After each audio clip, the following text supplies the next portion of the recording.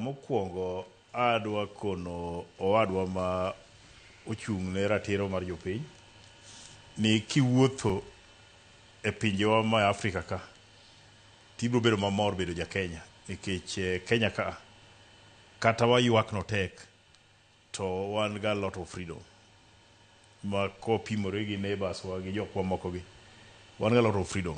King'iyo kata parliament kama wantie cha ji wacho pachgi ma samoro ka ng'ato nyalo paro ni nitie minobat akoni no onge.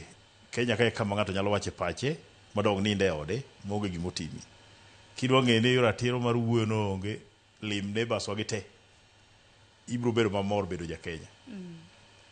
Mana achiel. Mar ariyo adwa wuoyo gi joluo gik ma ji oluoro wacho.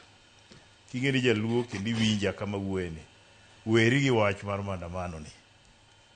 Onge gima wadhi gene maandamano ni kata achiel wasetime moromo kuom higni modhuro.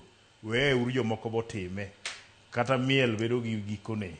Weye uru jomoko bokawe gi kuma wagikene waol giko nyithindwa waol giko jothurwa.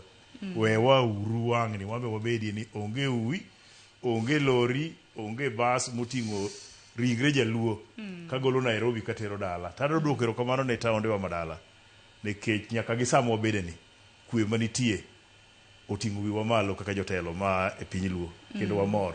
Ang'eyo ni ma jomoko ok dwa winjo to an awache kaka en waol giko joluo monegi. Weye uru jomoko bokawe gi kanyo.